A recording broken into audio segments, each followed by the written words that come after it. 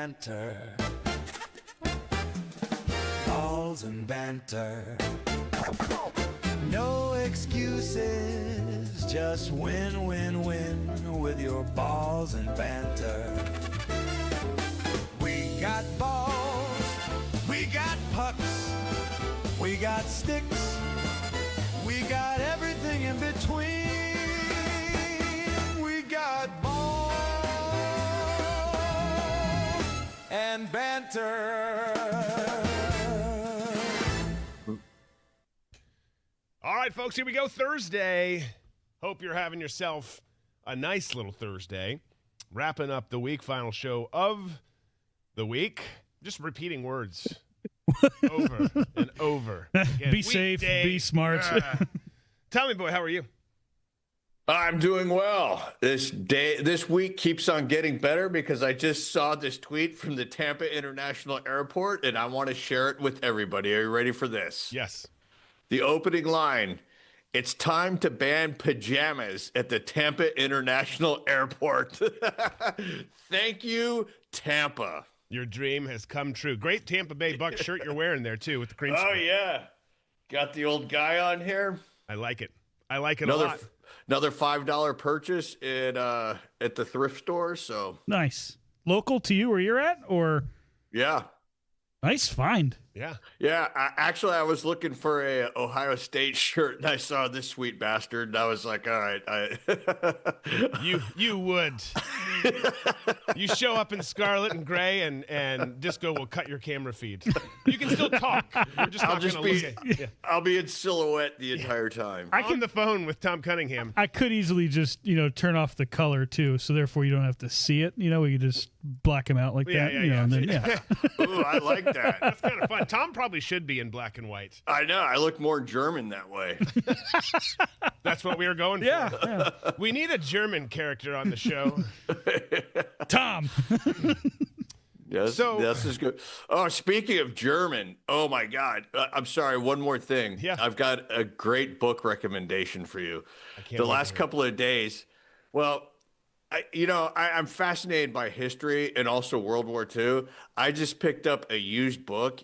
It's the diary of Joseph Goebbels, and it's the last diary, the last entries of World War II wrapping up, and it is so good because he's throwing everybody under the bus and trying to figure out what he's going to do with he and his family because he knows that the war is coming to an end and they're not going to be victorious. It is he hates Hermann Goering. It is unbelievable how much he hates him.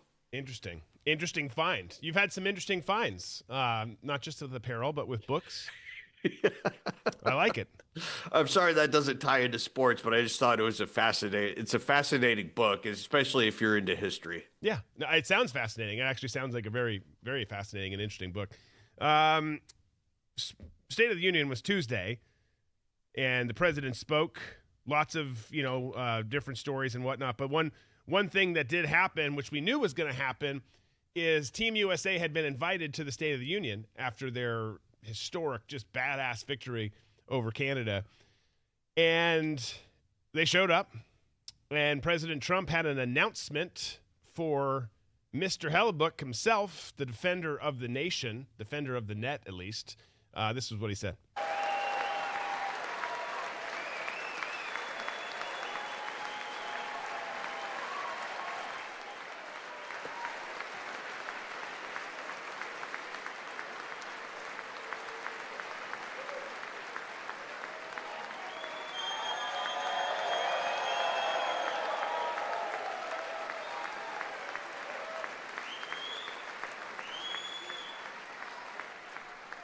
Think of it, 46 shots on goal, and I asked him, the one shot, the one where you put your stick in the back and it hit the neck of your stick and bounced off, you practice that, or was that a little lucky? He refused to answer that question.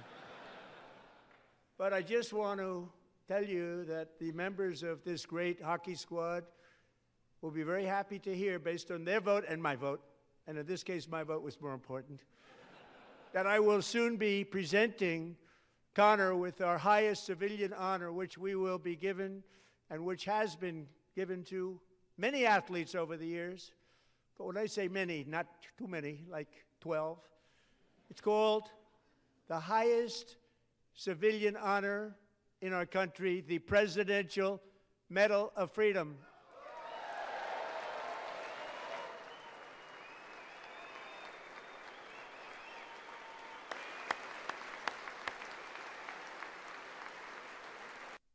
All right, so pretty awesome. Getting invited to the State of the Union. They didn't have to arrive at the very beginning either and sit and wait through everything, which is nice for them. Not exactly where you want to be hungover, like they certainly all were. But pretty cool that the president gave him this great honor. He's the first hockey player to win the Medal of Freedom, and a very deserved one at that. So cool for Connor Hellebuyck. What a run he's been on. Yeah, I mean, yes. Unfortunately, he didn't have too good of a game last night, but yeah, the period that he played, or the game that he played in that finals was, we talked about on Tuesday. It was just absolutely epic. I was glad to see that he was able that he received that award. I don't know what the criteria is, but, it fit the moment. And if anybody should have been given that, Presidential Medal of Freedom, it should have been him. Because clearly, like everybody on the team says, and all the commentators have been saying, and we saw with our own eyes, he was clearly the best player out there for that game. Yeah, it was absolutely baller. And you can see how you can have a letdown game. You get back and play for the Jets, and everyone's expecting a never another goal to be scored on the great Connor Hellebuyck. It's like all of a sudden the expectations are way up here. Way up there. You won a gold medal. You had this crazy-ass performance, and now no one's ever going to score on you again. It's like, no, that's not reality. He just had a crazy-ass performance. He's a great goalie. I mean, he's had a great stretch in the NHL the past several years here. But I think there's a letdown for a lot of those players returning. Jack Hughes had a cool night last night, returning to the Devils, spoke to the crowd. That was cool. There's going to be a lot of those moments this week for sure. One of those moments, and you can read, by the way, about a lot of the stuff that's going on with it on airitOutBro.com. If you guys haven't gone and bookmarked that yet, please go do it. It is our sports site. It is growing and expanding, and we're excited about. There's lots that's coming in the days, weeks, and months ahead there. But go check it out. Again, it's airitOutBro.com. Share it with your friends, bookmark it, do all those things. But Pat McAfee, who we're big fans of, obviously does a lot of great things for a lot of people. You have this hockey team, Team USA, is down in Miami, partying their tails off. You've maybe seen some footage. There may have been strippers. There may have been all sorts of stuff. And there may have been a massive bar tab, like when we say massive, $150,000 bar tab that they ran up. I'm sure not all of it was drinks. But Pat McAfee steps in and says, I got you, boys. Pat McAfee covered the bill, paid the entire thing so they didn't have to.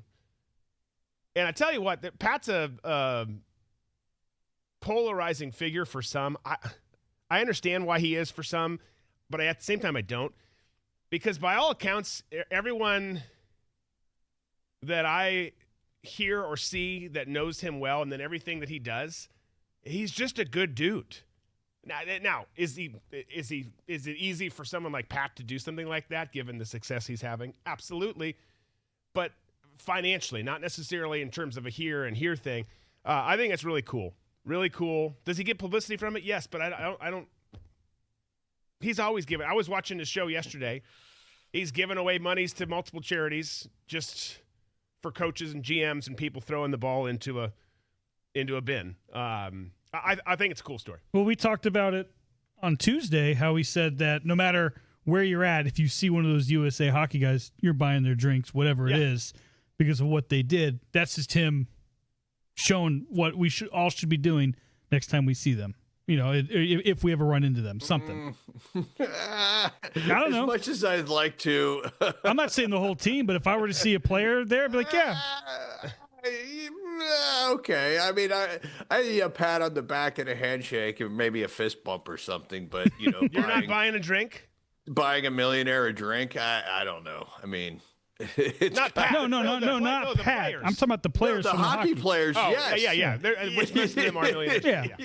Yeah. I'd buy him one drink and sit down and talk with him. Yeah. Hey, I'd love to hear about the game, the experience, your career. You got to tell me about it. Yeah, it's not just here's the drink, see you later. No, it's I bought Right. this. I get at least 20 minutes of your time. I don't see me sidling up to a bar in Jack Hughes being there and us just chit chatting. It's not a likely scenario. I think I would pay Certainly not where to you are see right that, now. Tom. Yeah. Yeah, I mean, the sentiment is there. Of course. I still am okay with it. They all make a shit ton more money than everyone here combined times several multipliers. But the sentiment is great, and it was a special moment that they gave us, a special game that they played, and really, really cool. But I'm telling you, McAfee, that is like the most broiest of bro downs that there is to pick up a tab like that. Yeah. We have all had exorbitant bar tabs. Nothing compares to that. No. I don't even know how you would get it that high. You're talking, several bottles, 20 bottles of champagne to start with. Maybe some showers and some other scenes that are created. But yeah, what do they got? 25 guys. So that's a lot. Yeah. I think my biggest one was close to $3,000. That's a good effort. And it was not just me. But that was really stretching and came with a lot of explanation. What had happened was okay, let's move on to college. Wait a second. You can't just leave that story there. I mean, was it explanation to your wife, or was it explanation to a boss, or both? Did you have to use a personal card, but then you were put the receipts in to be reimbursed later? Yeah. Yeah. Okay. Yeah. And it all worked out. Yeah. It all worked out. Not going to give any of the details, but it all worked out. Okay, so you get the bill. Are you celebratory about getting the bill, or are you like, ooh, oh, boy, Or are you like, I was not surprised at fellas, I got this. No, I was not surprised at the cost of the bill. I was surprised that the card was charged because I was going to pay in your taxpayer cash at the institution that we were at, but I had to put a card down just to hold a tab, and then I said, "Hey, I'm going to pay with cash." Came back. Card had been charged. I'm like, you have opened up so many problems for me. So many problems on so many levels. Yeah. What country was this in? America. Oh, wow. Yeah. I was here. In one of the large metropolitan areas downtown. Anyways, moving on. I think I know the story, so we need to move on.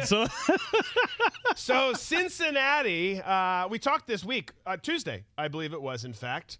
On 3, someone had put out a top 10 quarterbacks entering the 2026 college football season. I've seen some other lists since. They're all pretty similar. But one name that was on there was Brendan Sorsby. Brendan Sorsby played at Cincinnati last year. He started at Indiana, played at Cincy last year, and now is transferred on a big-ass deal to Texas Tech, where they're just shelling out money like it's nobody's business. And Cincinnati not too happy. In fact, they're suing him for $1 million. You can see it on your screen there. Bearcats suing Sorsby for breaching their contract when he was their quarterback, quote, seeking a buyout of $1 million in the form of liquidated damages for the quarterback breaking a multi-season revenue-sharing agreement with the university. His attorney is pushing back and saying, nope, this is BS. It's, we're not paying them anything. It was supposed to be done, but the agreement was 2 years, and now you've got Sorsby, who's going to make exponentially more money as a Texas Tech Red Raider, who's potentially, probably not, but potentially on the hook for this $1 million. The good news is if he gets beat in this settlement, he can at least afford it now. But I think we're going to see a lot more of these. I think we're going to see a lot more of these types of cases. We talked about Dabo Swinney and his staff and what happened with Luke Farrelly, who transferred from Cal to Clemson, was there for like 3 minutes and then transferred from there to to Ole Miss. I think that these stories are going to pop up more and more and more to the point where now you've got the NCAA talking about new tampering rules, which have not been, formally approved, but they're coming out. We'll get into those in a second. But Tom, don't you think? I mean, one, do you think Sorsby wins or loses this case? And two, do you think there's going to be a lot more of these?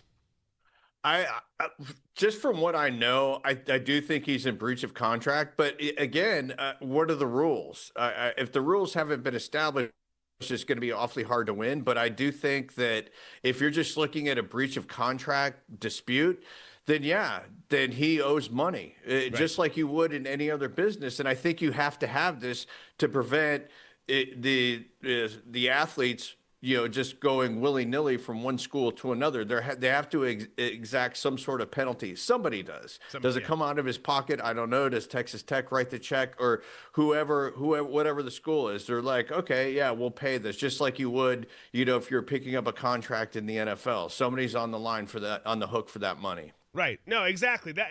I imagine actually that's how it will go. Right now we're in this lawless, crazy land that we live in. I imagine at some point it's going to be, okay, you're going to have to do it in the right, you can't tamper in the NFL either. And I'll go back to the tampering rules here that they're suggesting in a second. But presuming it's done during the correct time frame, that'll just be the understanding. Okay, well, there's a buyout. If we want this kid from this school to come to our school, we need to pay him $4 million, and there's also a $1.5 million buyout over there. So this is what it's going to cost us. Do we want to do it? Yes or no? And if you proceed down that path, then that transaction's got to occur.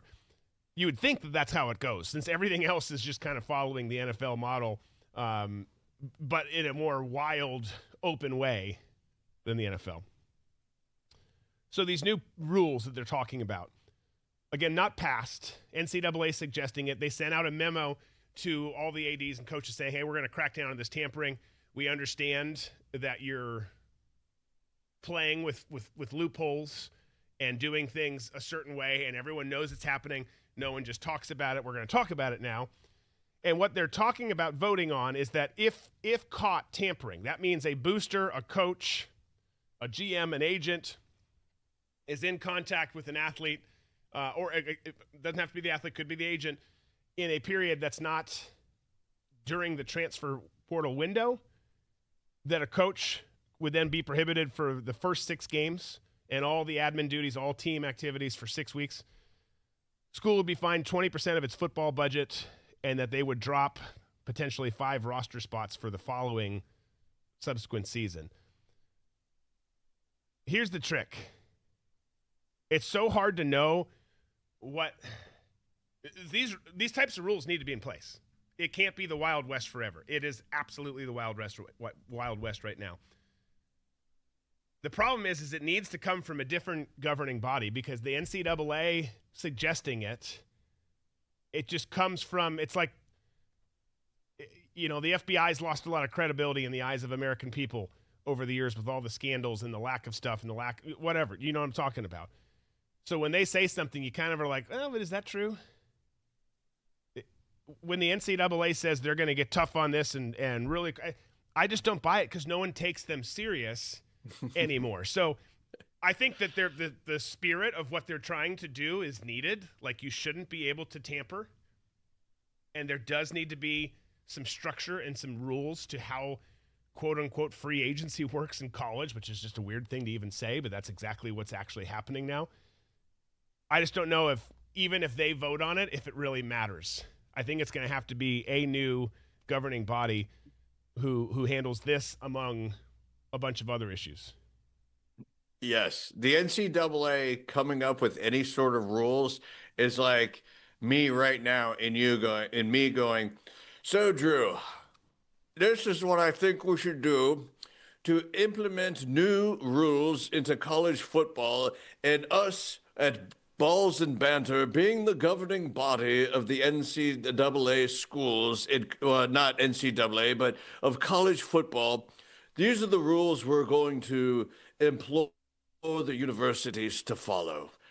It doesn't make any sense for them to do that. Right. Because nobody cares what they say. They don't. You know? So, I mean, what's the point? It's just like, you know, it's like a bunch of friends gathering around to develop the rules of what it's going to be for their, you know, upcoming fantasy league and what the penalty is going to be if you end up losing. Oh, you got to wear a leotard to the bar and buy us all drinks. That's what this is when the NCAA ever says anything like this. They just...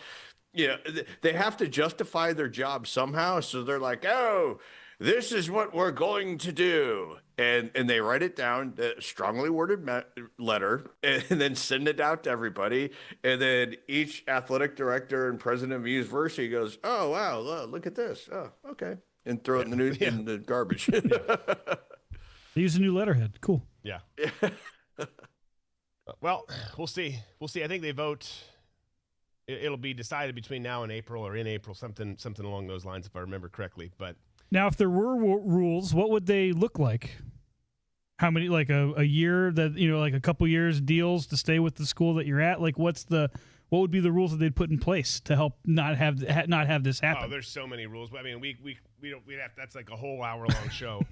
Yeah, I mean, you'd have to start with, you know, what's your governing body going to look like? And the NCAA is no longer affiliated with football and basketball, or just football at this point, to try, you know, you have to wrangle something. You know, it's like, how do you eat an elephant one piece at a time? So this one, you got to go for the biggest part of the elephant, which is college football. So you're right. You have to establish some kind of governing body for it. And then figure out what that governing body looks like, and then start going line by line as far as, okay, what do we do about the buyouts? What do we do about collective bargaining? What are we going to do about the unionization of the players? What are we going to do about, are they now an employee of the university? Are they an at-will hire? If they get injured, can we just turn them loose and pick up somebody else? You know, all those things have to be figured out. When can they transfer? How many times can they transfer? When can people talk to people? When, you know, there's just, you know, are they eligible for are they eligible for a scholarship? And if they are, if they're one of these student athletes, if they're one of these folks who actually does want to go to school and they're also getting paid, who pays? You know, are they on scholarship? And if they are, who pays the tax on that scholarship? So there's so many different things that have to be taken into consideration. Yeah. It's a big mess. It's a big mess. And I recommend Drew Berquist as being in charge. I'd happily do it. I don't. You have to wear a gown and a white wig, though. Fine. Okay. If I get to have that kind of involvement with college football, I'll wear anything you want. But we can only afford to pay you $3.5 million a year. And you're no longer allowed to wear any Michigan or support any school. You have to be. No, I'll be neutral. Well, I can support them. I just can't wear the. Yeah. I'm saying, like, there's no more. You can't say who you root for because you have to be. Yeah. No, I got to be biased. Yeah. Or I got to be. Yeah. See, I'm not the guy for the job. Maybe they could get Adam Silver. He's done such a great job with the NBA. Yes, widely respected. Loved by his peers. I still really want to be in a bathroom with him at a urinal and look over just to see if he's an alien or not. Okay. Do aliens not have genitalia? I'm just gonna start playing the break music, and we can. Well, yeah, let's maybe I mean, have you ever seen an alien movie where, you know, they had junk? Yeah, usually it's just their big long bodies. Yeah. Yeah, that's a compelling point. Let's say that for another episode. Hey, Tom, how about you talk about that on your podcast? Yes. Yeah, Adam Silver's genitalia. Adam Silver and Larry Ellison's genitalia. All right, we're going to talk college basketball when we get back. We're going to talk about some of the greats in hockey. We're talking history makers top 5. We're going to get into that so much more. It's all coming up. Stick around.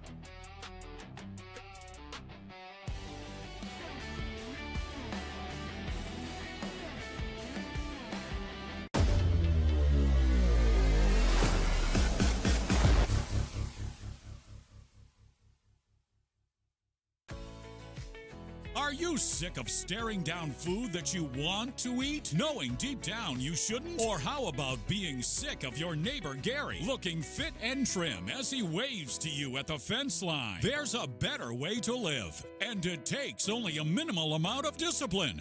Introducing No Fuss to Give. No Fuss to Give does not actually alter any hormones or chemical balances in your body. No. This little pill just gives you the courage to let loose and let live. So drop the worries of health and social judgment. Undo your belt and live a little with No Fuss to Give. 97% of participants in a No Fuss to Give trial gained significant weight and added serious health complications to their lives. However, other data suggests they felt great about drowning their sorrows in highly saturated fat, decadent desserts, and gluten and dairy rage sessions. This product is not approved by the FDA or any medical body. No Fuss to Give cannot guarantee success or a long, sustaining life for those who take it. But there's a chance it may work about as well as any other bullshit pharmaceutical product you see on your screen. So give it a try and give us your cash. No Fuss to Give. No Fuss to Give. Bullshit pharmaceutical products.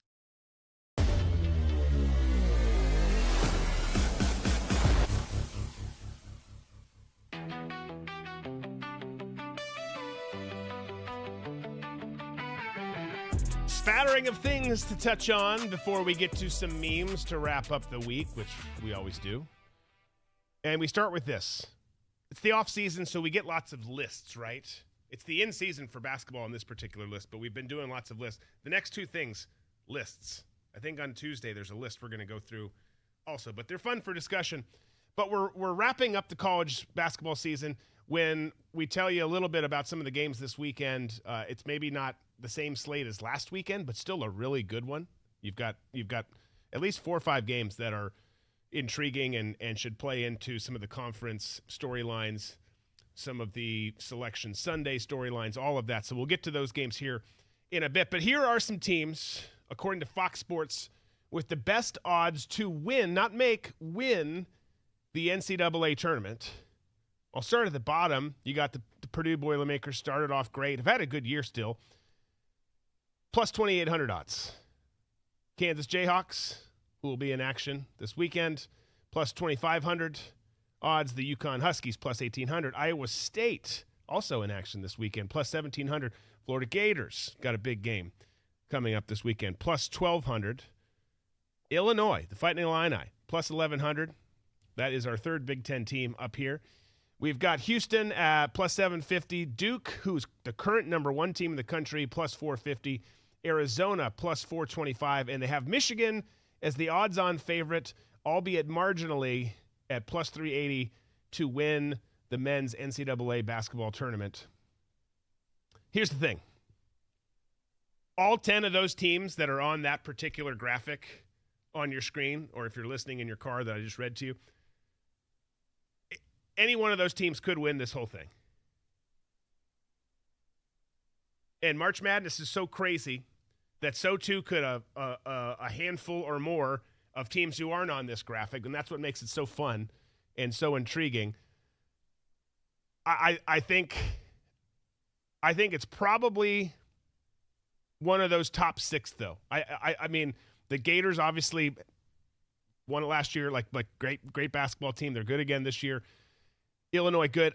But, man, Michigan, Duke, Arizona, Houston, those 4 teams who all played last week, those are some baller teams.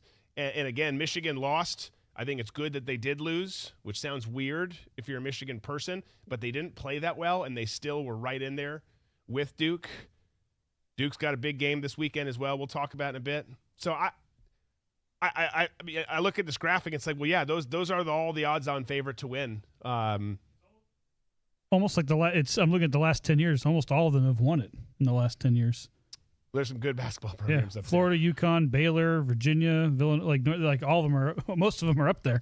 Baylor's not on that list, but I would definitely have Kansas up a lot higher if what's his name, Darren Peterson, if he wasn't so weird. He's just like flaking out. Yeah, the way that he's just doing sort of like his own sort of load management, and not really talking to the media about what's wrong. It's just really weird. Yeah. A lot of people think that he's going to be the #1 draft pick, and he's a baller, but it seems like he just has given up and just waiting for the draft to come around. Yeah. So which is a shame. It's a shame anywhere, but like you're a basketball player at freaking Kansas, rock chalk, baby. Like, let's go. Like that's one of the elite premier basketball schools in the country. Go try and win a natty.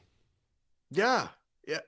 I don't know what's going on with that dude. I really don't, because like I said, his skills, he's awesome. Yeah. But he's just sort of like, I don't think we're going to win, so I'm not going to try, which is really sort of that's letting me down a little bit, because I could see them, at least with him making some sort of a run. Did they ultimately win? I don't think so. I think there are too many teams. I think Arizona is your team to watch. Yeah. I do like the chances of Michigan, but I'm never going to count out Dan Hurley, and the reason being is because he drives me crazy whenever I'm watching a UConn game and they cut to him. There's just something about him, since I don't like UConn and how intense he is and how good of a coach he is. He drives me crazy. Yeah. You know how it's like there's certain coaches and certain teams that you just don't like, and you can't.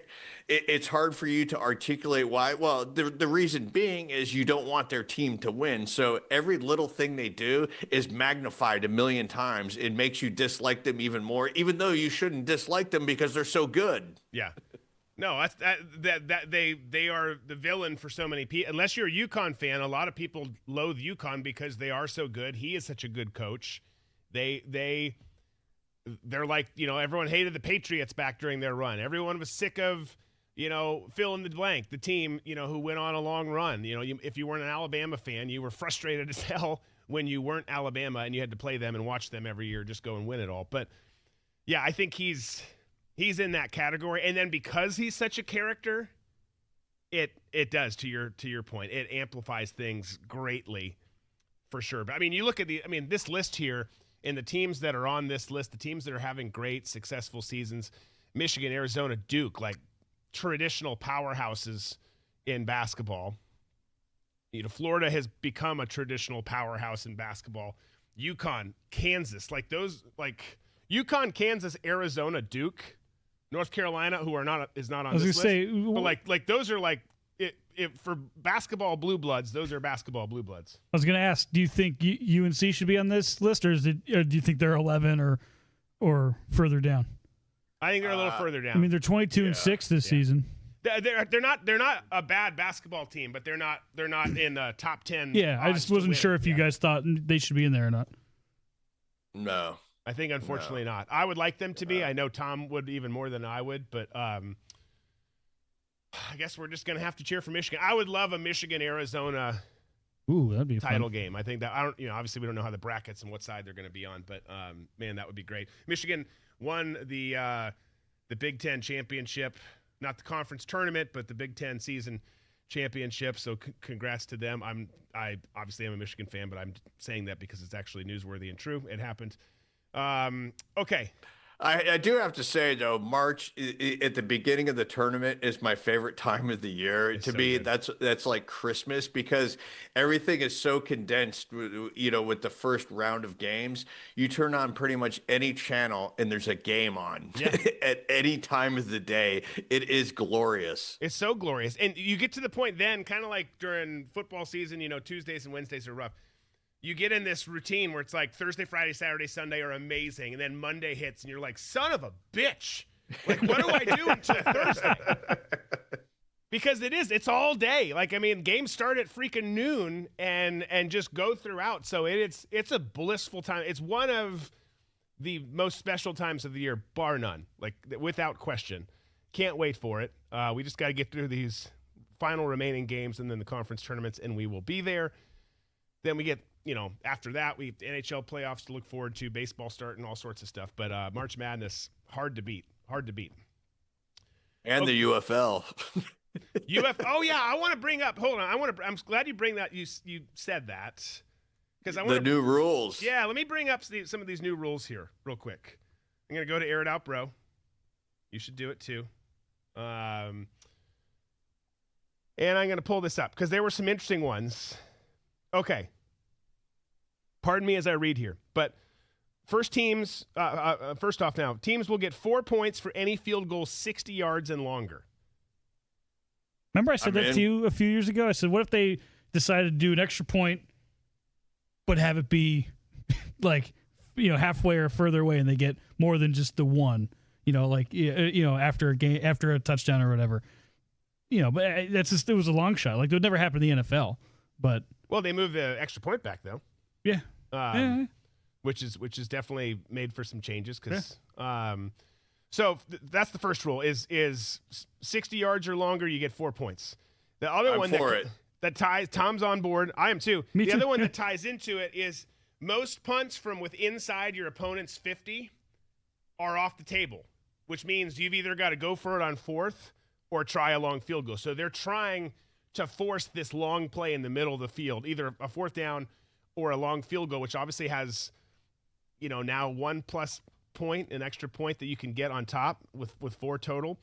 But you miss, and the other team's got the ball in your territory. This says except during the last 2 minutes of each half. Yeah, except during the last 2 minutes on each half. I'm on the fence about that one because it takes away the defense at that point. If you elect to punt because you have a really strong defense, it takes your defense out of play. So I could be swayed, but right now I'm going to have to say I'm against that one. Yeah, well, I mean, all these rules, or the majority of the UFL rule changes, are offensive minded. The net result is we want more offense, more scoring. That's what I'm afraid of. I'm afraid of the NFL going the route of the NBA, where the NBA has become unwatchable now. Right. Yeah. Yeah. So as a coach and someone who has coached the game, played the game, I don't like that one as much either, because one of the biggest battles you're fighting the entire game is field position. It's not as sexy, and most, layman observers don't pay attention to it, but you don't take risks unless you have to, and you try and pin them deep. I'd much rather, if there's a higher probability of pinning them inside the 5 than making a 69-yard kick, I'm pinning them inside the 5 and letting my team go play defense. Yeah, to me, that's a chick rule change. And when I say chick rule change, it's to get more females involved with football because they understand scoring, right, but they don't understand defense as much. And so if you want to broaden your market, you have to, bring in rules like that. Oh my God, there's more scoring. Yeah. I can't believe, why wouldn't they just, kick a field goal from there? Why are they kicking into the other team? It doesn't make sense. They should have some points or something. Right. That's what I see from that rule. Well, and it's also like understanding clock management. Growing up, I hated watching the Bears play because I felt like all they did was run. I'm like, this is dumb. Like, pass the ball. I want to see a score. But then as I get older, I'm like, oh, they were doing that so they could run the clock down. Like, they're like, I get it now. Like, no, yeah, run it. You keep just it coming. Run that ball and don't lose it whatsoever. I'll just smash my TV right now. Yeah. Well, I think you're right, Tom, too. Like on the it's, for chicks, sure, but for casual people, scoring is exciting. It is easier to pay attention to because the casual fan looks at a game. I hear it all the time. You guys have probably heard it all the time too. I hear it all the time. This game is 6-3 or it's 10-7. It's like, this game sucks. It's like, no, this game's good. Like, this is a great game. Like, the defense has showed up and the score is low, so it might not be exciting to you, but it's been a masterclass on coaching and scheming each other and whatnot. But the casual fan is not like that. The casual fan is worried about how much the soft pretzel costs at concessions and how many the commercials, the Super Bowl commercials are so funny. Oh my God, how much did they pay for that one? Oh. Here's one thing that's kind of anti-offense. They also banned the tush push, something the NFL was going to talk about and is now not going to, at least in the near term. talk about. But the UFL has banned the tush push. I'm for that one just because I think it's the gayest name that I've ever heard for a football play, and I cannot stand it. And I think it's so overused by announcers. And I think the overuse of the announcers and just, coming up, just using, oh, it's the tushy. Oh, it's the tush. It's the tush push. It's like, I'm done with it. Yeah. Ban it. Ban the term. Now, will that be like how you'll see like where they're just running and the whole team is pushing behind them? They're getting rid of that.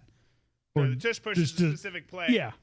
Okay. It's the quarterback just taking the ball. It's essentially a glorified quarterback sneak, but your fullback and your running back are shoving. Yeah, I just didn't know if sometimes you see the running back takes the ball, it goes, and then everyone's pushing once they collide. Yeah. I was like, are they getting rid of that too? Because that would be.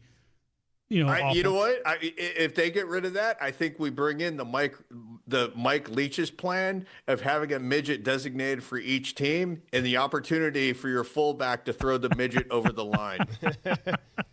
Oh, we miss you, Mike Leach. I cannot tell you.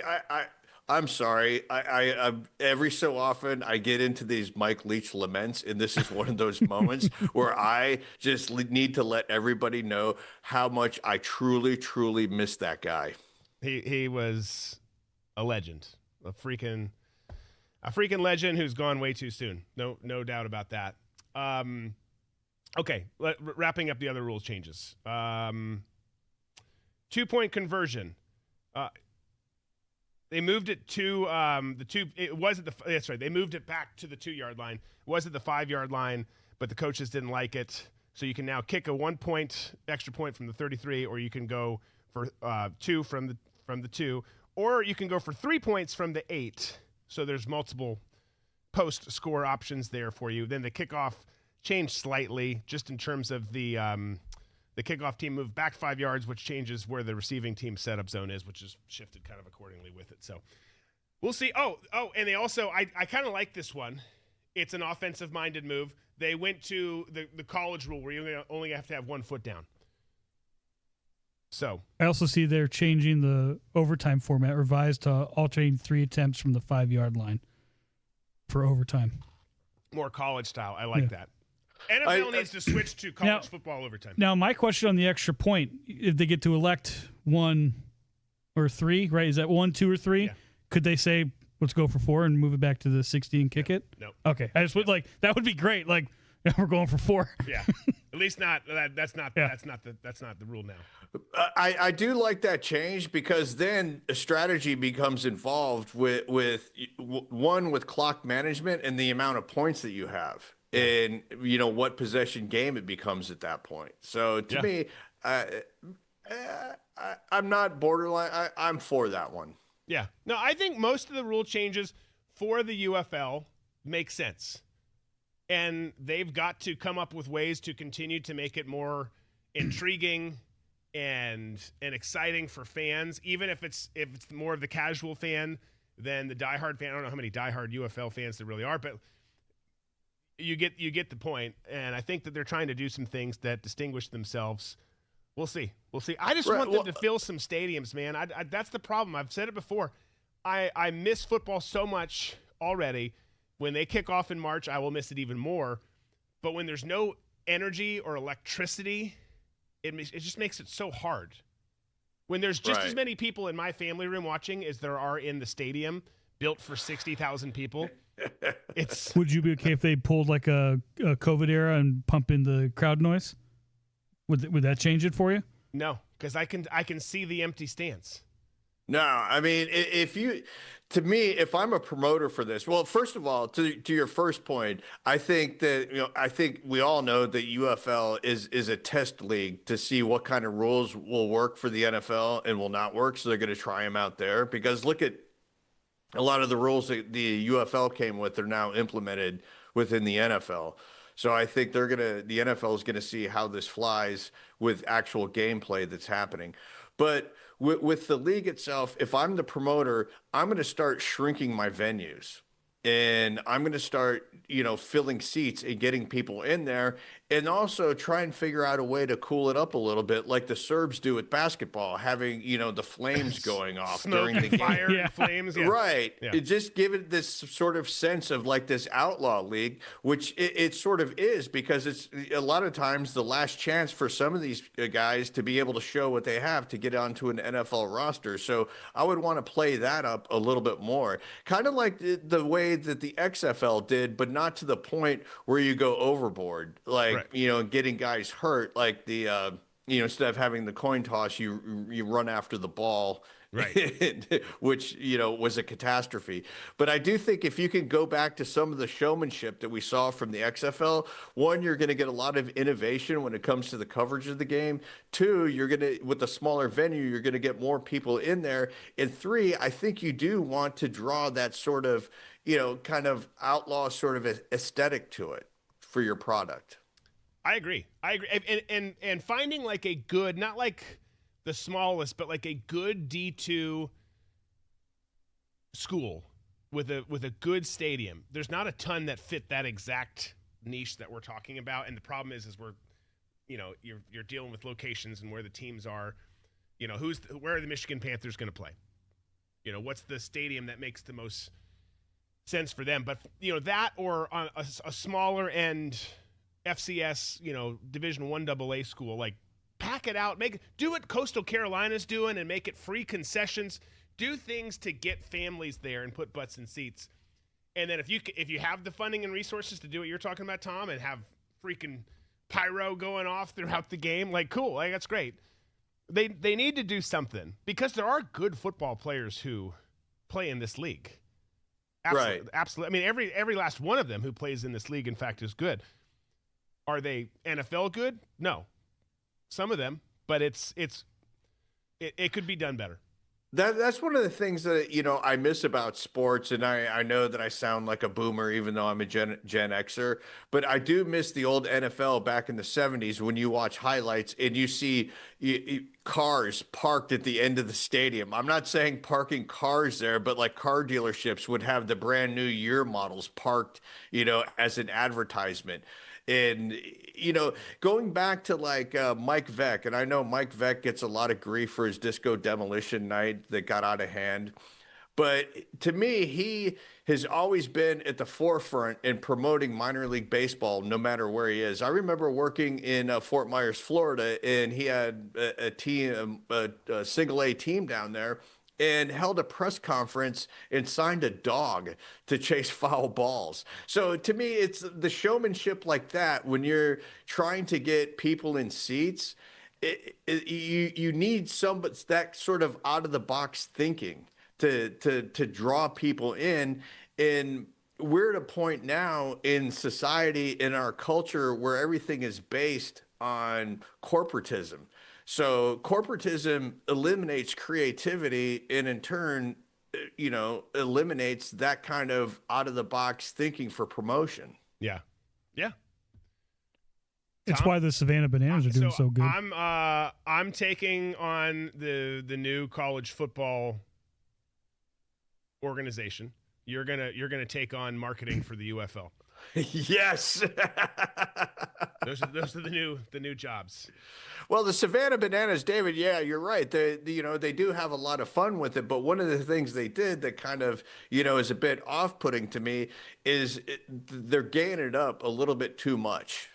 Oh, you mean with like the dancing and all that stuff? The dancing, with the colors, with the, I understand that they're trying to, broaden their range of fans getting in there, and so they're catering a lot more to females, and you can see that by their presentation.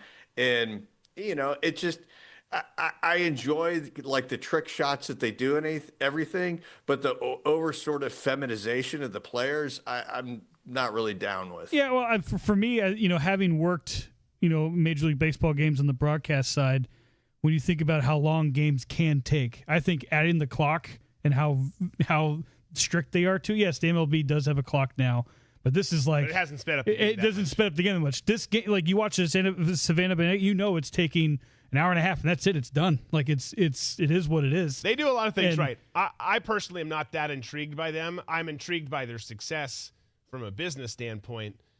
and less inclined personally to go to a game. To me, it was fun last year with the girls, trying to watch baseball, and they weren't getting into it. And I was like, well, let's watch the Savannah Banana game. And then, getting my kids into it. And then it's like, all right, now let's go to the MLB and see, how it, and it got them introduced to the sport easier than just sitting there watching them play, where it's just kind of boring to watch for them.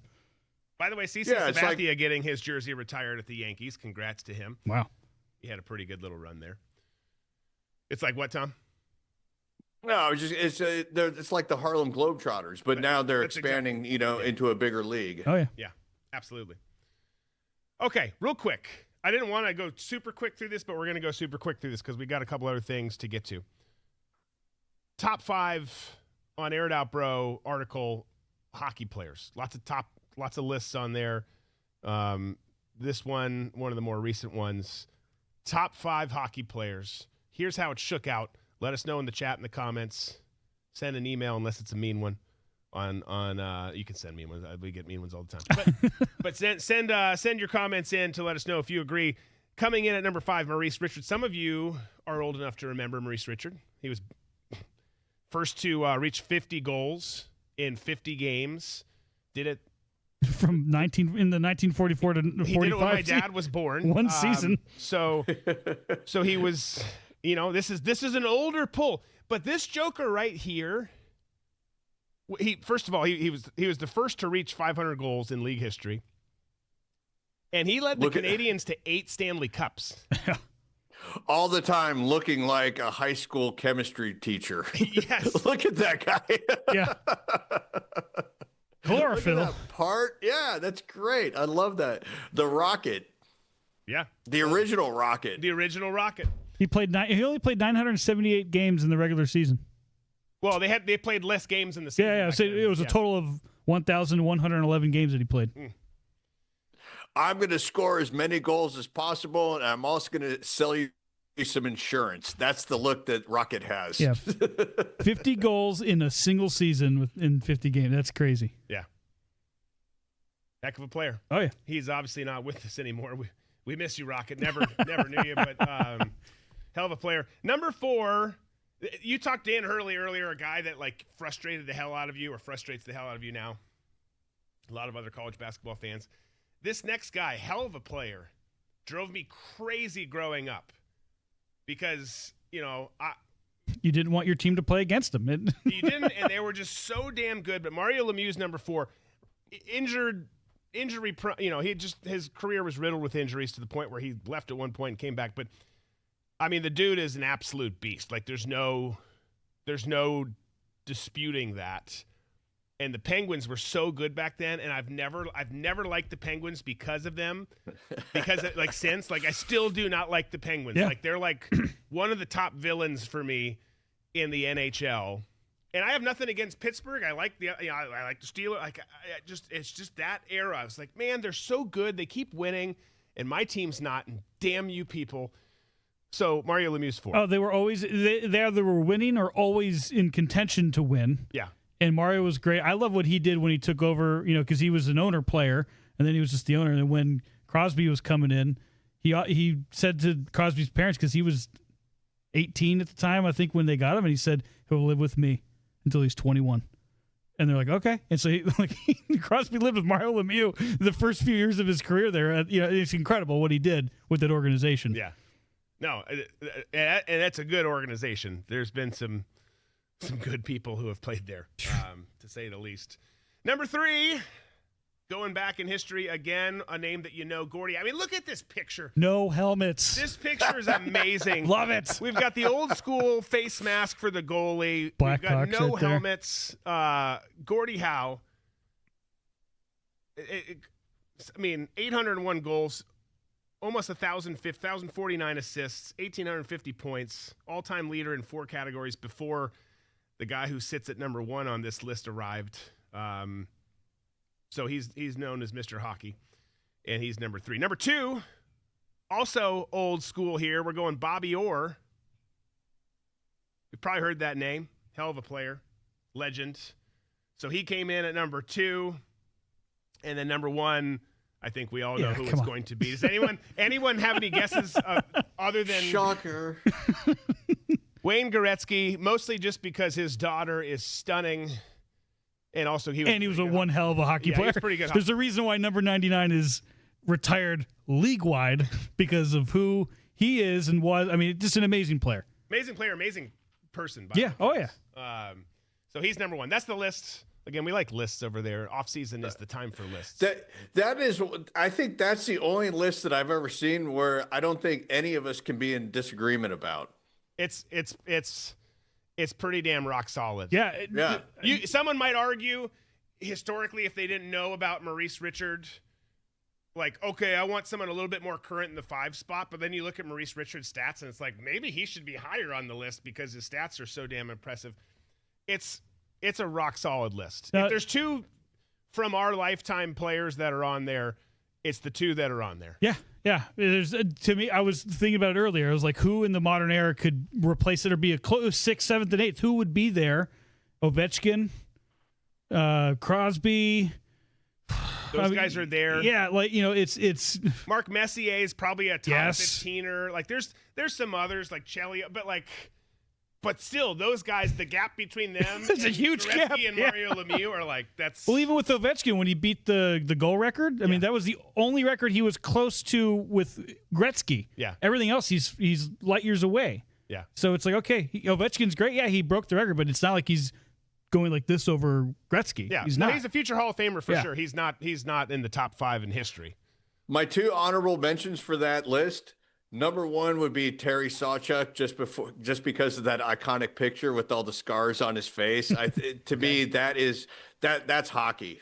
Whenever I see that picture, that's something that we need to add to the bar. we need a we need picture an of Terry ongoing list here. Sawchuk. There's a picture, if I can find it. I've seen it in a few different places in Chicago, and it's Blackhawks versus the Red Wings. No helmets. There's no glass, and everyone in the fans is smoking and has a fedora. It's a black and white photo, and I want that photo. Like And- that's incredible. 12 and my fans number- left without teeth there too. My number 2 honorable mention for that list is the mullet, because there is no sports league that has where the mullet means so much to the entire league and to the brand of hockey. It kept the mullet alive. I'm at a wedding for one of my wife's friends up in Rochester, New York. I grew up Rochester, Minnesota. We're in Rochester, New York. Yeah, they were younger. Well, I guess they weren't that much younger than us at the time, but some younger dudes. So I'm meeting, you're meeting everyone who's in the wedding, and her the bride was her friend, and then the husband to be's groomsmen.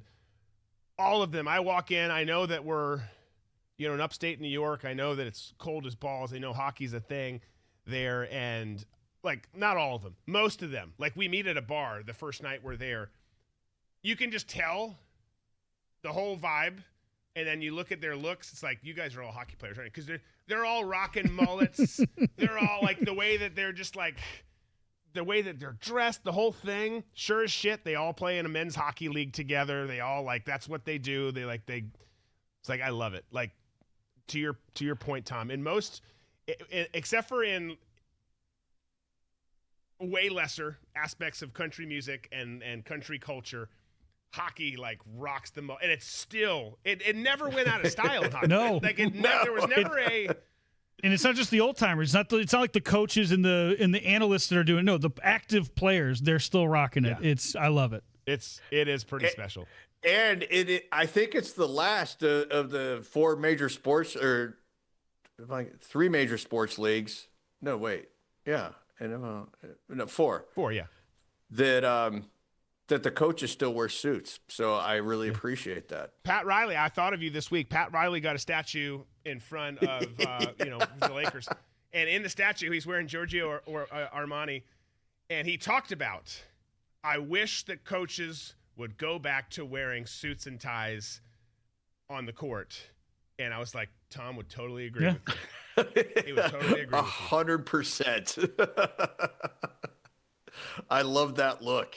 It's fantastic. And I wish it would come back. It is a good look, and I do think it looks professional and good on the sideline, on the court for these guys. I will say this: one of the greats of all time wore a red sweater and gray snap pants, and his name was Bobby Knight, and he didn't need a suit because he could do whatever he wants. He's the freaking. But he wasn't wearing like he wasn't dressed like he was going to hot yoga. True. No, I mean he was dressed nice. Yeah. He could still walk into a country club and be allowed in. Well, would you be okay with if it was like the Ditka, the sweater with the collar poking out? Would you be okay with that? I think that was similar to a Bobby Knight look. It's still that's in Tom's world, but I agree with him in this for the sake of coaching. It's acceptable. When I coached here in the Jacksonville area, it's hot in Florida, and I'd been a part of programs that were super successful, playing. Growing up, high school through up into college, and there's an expectation for looks and culture and how things are done.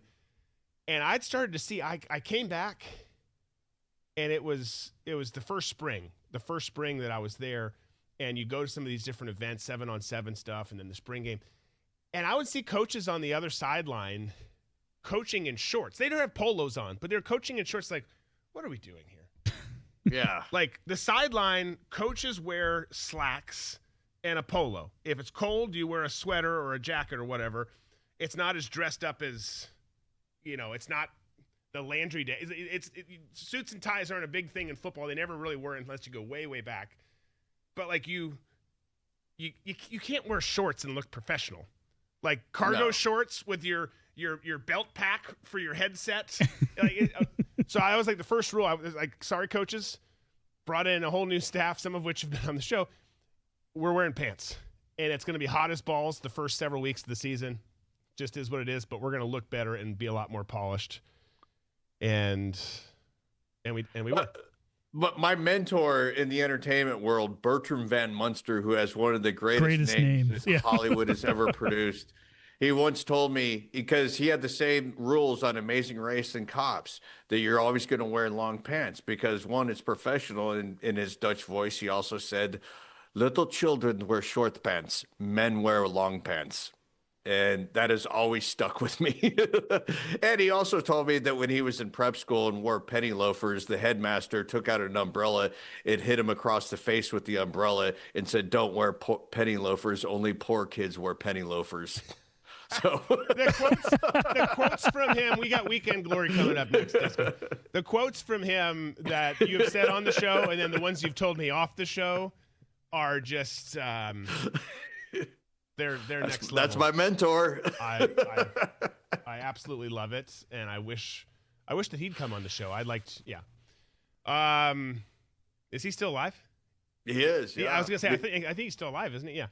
Yeah, he could talk about Dutch sports like soccer or that vleerjipping where you take the pole. If we're talking Dutch sports, I want a storybook and I just want pictures of speed skaters.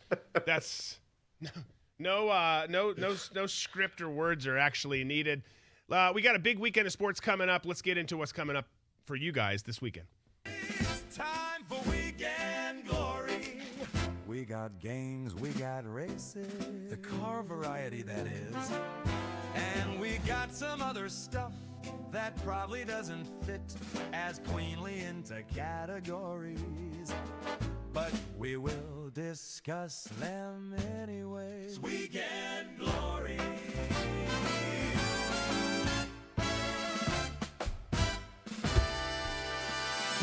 It's Weekend Glory.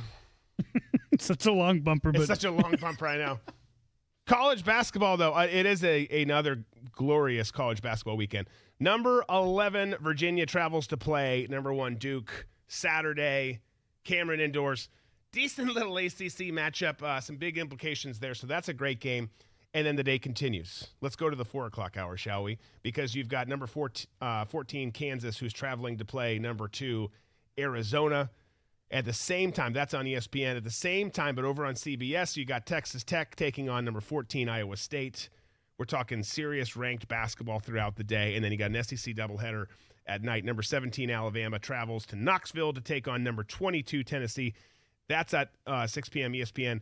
8:30 p.m. on ESPN, number 20, Arkansas, who's been playing really good, great basketball program, first and foremost, but they've been playing great basketball. They travel to Gainesville to take on the 7th-ranked Gators. So really, last weekend was great. So is this weekend. That's a great slate of games. Great slate of games.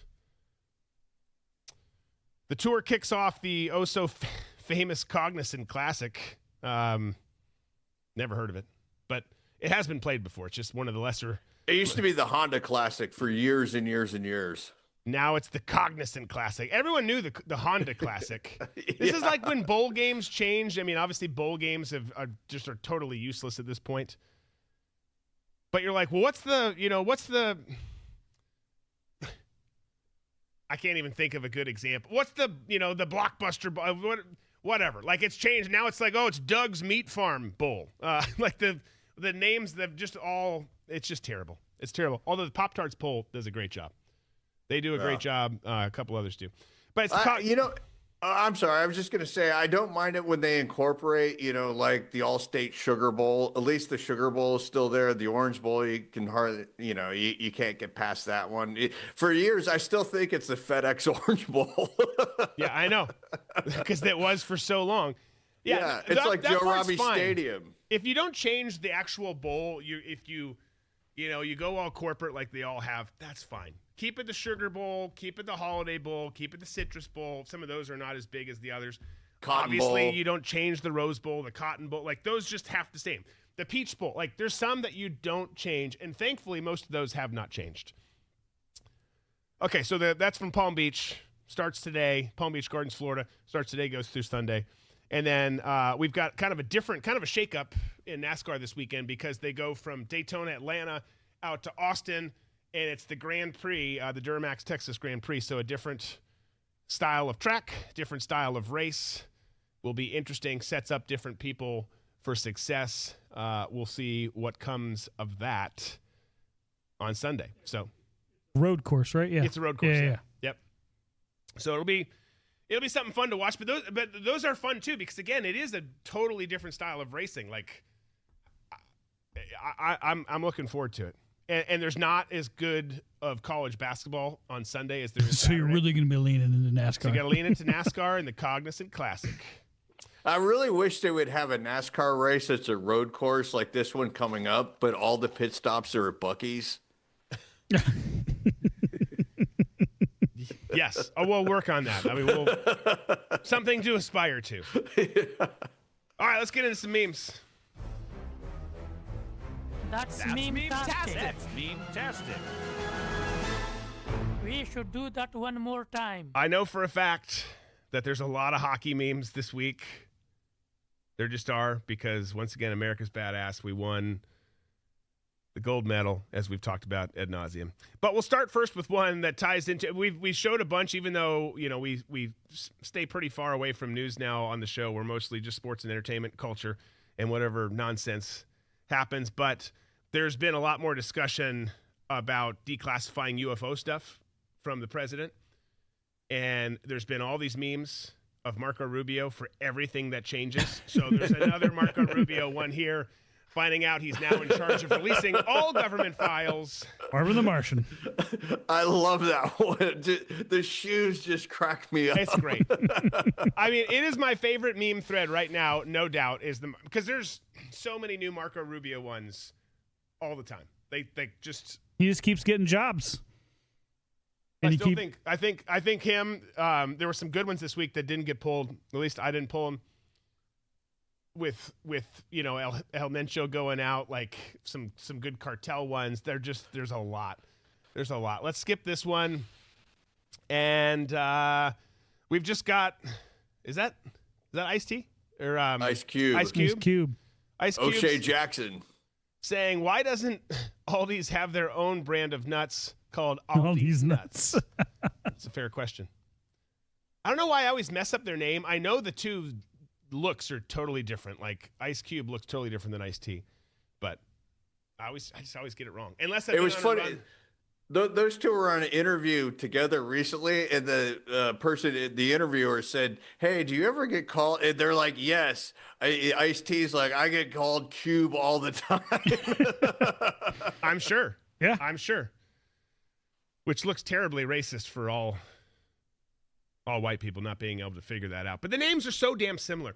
The Huffington Post came out and appeared to be triggered by the U.S. and all the patriotism after we won, and they put out this post. This is literally a post. Huffington Post here. If waving the American flag or chanting USA turns you off right now, you're not alone. If that's not some anti-America gay shit, I don't know what it is. You'll notice they got just over 1,000 likes. Jimmy's Famous Seafood, who's become quite the viral sensation on Twitter, just simply responded saying, "Go F yourself," and got 119,000 likes. That's the ratio of all ratios right there. That is, if you're not following Jimmy's Famous Seafood, never eaten there, but you should probably go follow him because there's some pretty funny stuff that comes out. Okay, we got some merch. It's a hoodie. Things Canada does better than America, and it's got a start of a list on the back. List item 1, hockey, but it's been scratched out. Number 2 is blank. Yeah. I am the captain now. This one, just a generational thing. Making hearts, Gen Z. You can see how they're doing it, apparently. More with their fingers. Then it's 2 people, or is that 1 person? Don't know. Still gay. And then millennial, you see the way like Taylor Swift does it. And then you've got Gen X who's just giving the bird. Yeah. That's us, baby. Here's what we think of your stupid hearts. Here's the thing. Like, I love my kids. Obviously, we all love our children. I hope people love their children. And I love sweet, sentimental moments with my kids. I will eat them up and take as many of them as I can get. But every once I've got 3 girls, right? 3 of my kids are girls. And I'll get the heart thing. It's like, oh, it's great. I'm so glad you love me. Don't make that gesture to me. I never say that, of course, but it's like, let's come up with something different. I just don't like it. I don't like symbols like that. Unless it's the bird or something like, more traditional, more helpful to conversation, because it tells you what they're thinking. And I don't know if it was something that was told at the Olympics to all the athletes, but I felt like you saw that after every run or everything, like every athlete was doing it. Even my wife was like, "Why do they all keep doing the heart thing?" I'm like, "I don't know." She's like, "It's getting kind of annoying now." Like, it's so annoying. I don't mind it when little girls do it. It's fine. Like Drew's saying, it's cute, it's endearing. But once you become an adult, and especially if you're a guy and you do it, like the dude in the dunk contest doing the jazz hands and then also doing that, I was like, bro, yeah, you've got to go. A dude doing it is just that's a different level. No, we got the example of what we want culture and men to be like, and a lot of them were wearing a USA sweater this past weekend. Like, let's go back to the rough around the edges, long hair, beard, no teeth, 80s hot. What I really liked about the hockey team when they were at the State of the Union and they came out, they all went like this. They put their hand on their heart to acknowledge, and that's what you do. And you're like, thank you so much from the bottom of my heart. I appreciate it. It's not like, oh. Yeah. Oh, also, Tom, to go off of your theme, how you were saying everything about that game and the United States hockey team, they were old school. It felt like you could put it in any era. The outfits they wore to the White House, the khakis and the sweater, it was totally like you could make that black and white and be like, this was in 1950, and it would have fit totally. Yeah. No, there's a lot of great imagery that's going on, 100%. This is just a straight up truth right here. You've got a map of North America. Canada in blue, pussies, and then America in red, not pussies. There's a clear distinction. Sorry, Canada. You lost. There's going to be shit talk until we play again in 4 years. That's just how it goes. Oh, yeah. It's just how it goes. And if you win then, you won't. But if you do, then you can talk shit about us. But here's where this is tricky, right? Because if you're Canada or any other country and you're not America and then you talk shit to us, it's temporary. And yes, we might lose some games here, but we're America, by golly. So we always deep down, we've already won right? It's like being a Christian. You know that Jesus has won and you've won and you know where you're going and all of that. Like we've already won. Like we're better than you. So we might have lost the game, but you still want to live here. Yeah. The only place that we're not better than Canada in is euthanizing our own people. Yeah, they are far better at that than we are. Yeah, they're good at that. Trampling people with horses. They are good at some things. Maple syrup. That's their thing. There's some things for sure. Tyranny. I mean, tyranny. They're good. Netflix, of course, already thinking about making a movie. Going for Gold, the 2026 USA story. Jack Hughes has been cast by a black person, as you would expect. Played by Kevin Hart. From Netflix. We got Connor Hellebuyck taking on a bunch of pucks for someone who sleeps. Connor Hellebuyck and then Americans drunk since 6 a.m. He's taking care of you because it was an 8 a.m. game. That's a fair point. We're skipping around. Did you delete it on accident? No. Oh, okay. We've got an American Eagle taking down. This is an actual post, by the way. From the White House posted this. Yes. They posted it because of what Trudeau said there at the bottom. What did he say? I can't read it. Trudeau said you can't take our country and you can't take our game. And then it shows us SWAT. And then the White House comment was, we just did. We just did. That's amazing. I tell you what, are they always professional? No. Are they always pretty damn funny? Yeah, I mean, they are. This way to Canada, we got a green street sign, 2026 hockey silver medalist. Oh, my gosh. Every border state should have that sign made. It would be amazing. Like, everyone's willing to pay a half or a fraction of a penny in additional taxes in those states to just have that sign erected. And we probably don't even need to do that. No, just get a business and a billboard. Much more effective, and don't have to worry about any taxpayer money. Even better. Okay, we've got a post with a picture of some shells. Looks like shotgun shells, but they're these flower shells are shotgun shells loaded with flower seeds instead of bird shot or buckshot.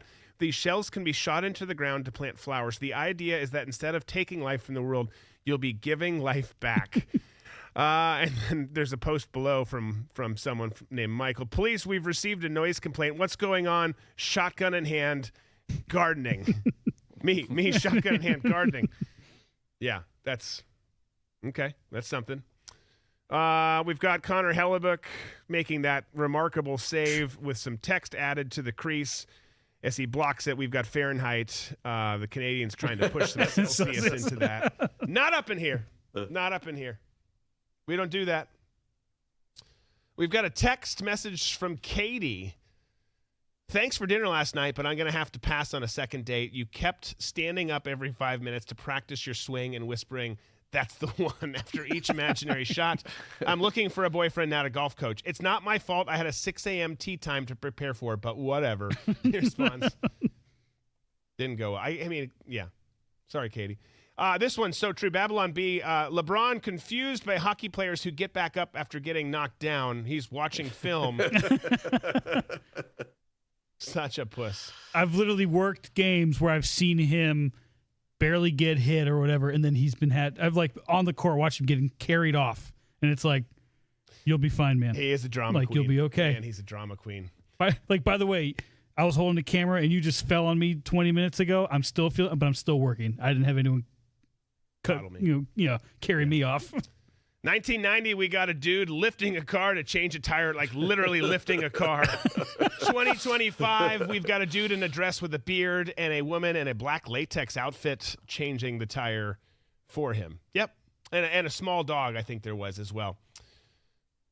Is this a spring training uniform? What is this? So Tom sent this, I believe. Okay. Yeah, this is fantastic. I'm imploring the Detroit Tigers to have a Magnum PI night. And this be the jersey. That would be so awesome. Yeah. For some reason, I thought that was like their spring training. And if you show up with a bushy mustache, you get it for free. You get a couple free beers, whatever. Like make it. That would be. I would buy that. That jersey. Gosh, I had a shirt that was not too different from his. Oh yeah, when we went to Miami. Yeah, and it's gone. I don't know where it is. All the ones I bought for that trip, or they've all fallen apart. It's just been over time. They were cheap as shit. It was an Amazon shirt. This one's great too. Okay, we've got a pride flag at half mast. The Canadian flag is flying at half mast today after losing the Olympic gold medal to the United States in hockey today. And it's not the Canadian flag; it's the gay flag. It's a good tweet. We got Connor Hellebuyck in an X message here. Water covers 70% of the earth. The other 30% is covered by Connor Hellebuyck. Nails. Yes. Dude is legit. Here's another LeBron. We got a picture of Jack Hughes with his teeth missing. Missing. All right, Mike Tyson. LeBron would have been taken off on a stretcher and missed 7 months. Yeah. Absolutely true. It would have been a racial incident. This is the last one. Okay. Tom sent it. Oh, I saw this the other day, and I was trying to think of how to bring it up to my wife. So we could, and be like, look at what Sydney just posted. Like, I can't. There's no way I can do that. So, but Sydney Sweeney did bless the world with this photo in honor of the win at what looks like a hotel gym. God bless her, and God bless barefoot. America. Look at those feet. That's what attracted me to this picture was her feet, and probably to the one or two other people watching. Appreciate the feet. Yes. All right, we've been through some memes. We've made things inappropriate. We've made things weird, but we are grateful for the U.S. hockey team and Sydney Sweeney equally in just different ways. Hope you guys have an awesome weekend. Again, enjoy all those great games. There's great college basketball. There's golf. There's the Durham. There's the Grand Prix in Austin, Texas for NASCAR. You've got lots of great things to look forward to. We look forward to seeing you back here on Tuesday, 3 p.m. Eastern. Hit that like button on the way out. Bring someone back with you next week. We'll see you then. Be safe. Be smart. Be free. We got balls and banter.